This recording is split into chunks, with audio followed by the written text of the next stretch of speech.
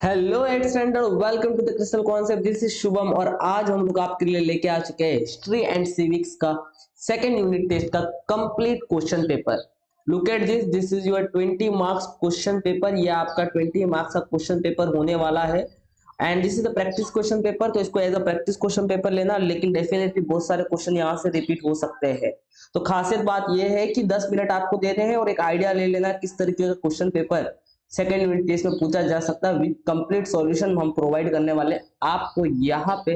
Let's begin. सबसे important बात, अगर आपने अब तक चैनल को सब्सक्राइब नहीं किया तो प्लीज कर लो। डिस्क्रिप्शन में और बहुत सारे क्वेश्चंस पेपर्स की मैंने लिंक दे रखी है, तो वो भी जाके आप लोग चेकआउट करो, दोस्तों के साथ शेयर करो और आपको कमेंट सेक्शन में बताना है कि आपने कितने फ्रेंड्स के साथ शेयर किया। ठीक है, let's begin with this question paper. तो सबसे पहला सवाल, अगर आपको यहाँ पे ब्लर दिख रहा है तो मैं एक्सप्लेन कर लूंगा क्योंकि क्वेश्चन पेपर बड़ा मुश्किल से मिला है यहाँ पे आपको एक्सप्लेन करने के लिए। तो सबसे पहला सवाल है, the nations wide movement the nations wide movement of 1942 is also called August Kranti. तो पहले का ऑप्शन आंसर यहाँ पे अपन ने लिखा हुआ है। Dash founded the India house. India house को किसने फाउंडेड किया था? तो यहाँ पे कृष्णा वर्मा, ये आपका आंसर लिखा है। And Khan Abdul Ghaffar Khan establish the organisation name dash. तो यहाँ पे लिखा हुआ है इसका आंसर। तो आई होप सो आपको यहाँ पे एक सॉल्यूशन भी मिल रहा है और एक आपको क्वेश्चन पेपर का भी आइडिया मिल रहा होगा। ओके, खुदा की खिदमतगर। तो यहाँ पे हमने तीनों एमसीक्यू देख लिए। इस टाइप का कोई भी एमसीक्यू आपको पूछा जा सकता है, तो आपको अपनी तैयारी अच्छे से करके जाना। नेक्स्ट सवाल आपको पूछा जाएगा क्वेश्चन नंबर 1 में, बी में, answer the following question in one sentence, each carry 1 marks, क्योंकि 3 सवाल है यहाँ पे।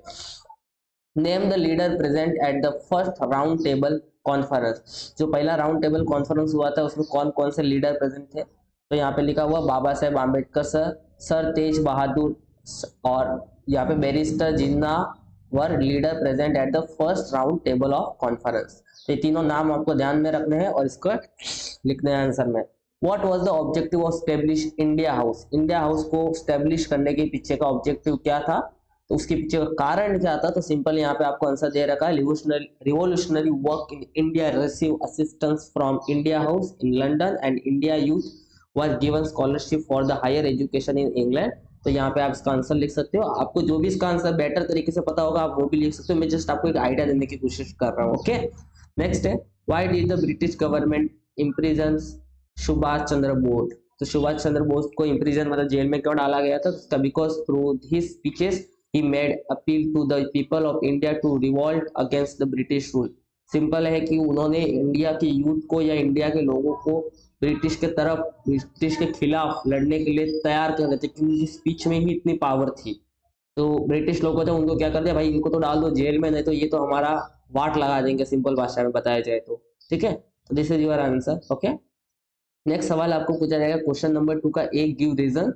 भगत Singh and Batukeshwar Dutt three bomb in the central legislative assembly. उन्होंने सेंट्रल लेजिस्लेटिव असेंबली में बॉम्ब क्यों डाला था? तो यहाँ पे उसका आंसर है, the government had introduce 2 bills in the central legislative. The bills central civil right of the people to protect against this bills to protest against this bill, Bhagat Singh and Batukeshwar Dutt threw the bomb in the central legislative service। तो ये answer है इसका। Okay, next सवाल आपको यहाँ पे पूछा जाएगा कि Gandhi ji began fast unto the death in the Yerwada jail. Gandhi ji ने फास्ट क्यों शुरू किया था? तो this is your answer. Very simple, बहुत बढ़िया तरीके से आंसर आपको यहाँ पे प्रोवाइड करने की कोशिश की जा रही है। ओके, आप तो यहाँ पे इस आंसर को अच्छे से समझना। ये जो आंसर सारे आपको दिख रहे हैं ये एक मेरे स्टूडेंट्स ने मुझे बना के दिए, तो मे भी किधर आपके हिसाब से इसका आंसर थोड़ा और बेटर हो सकता है, थोड़ा ऊपर नीचे हो सकता है, कुछ खामियां हो सकती है। तो you can prepare your answer according to your knowledge. Okay, तो this is just overview. Okay, तो आप ये भी आंसर लिख सकते हो, बड़ा सिंपल तरीके से उन्होंने आंसर लिखा है। नेक्स्ट सवाल है, explain the work of madam Cama. तो यहाँ पे दिस इज योर आंसर, लाउ यू कैन रीड और इसको अच्छे से पढ़िए आप और आंसर देख लीजिए आप। ठीक है ना, madam Cama is the related with the revolutionary work of the Indian House. She raise the issue of the Indian independence at the world socialist conference held in the Germany. She the flag she flag the flag of the India at the conference. तो यहाँ पे ये है हमारा इसका answer है।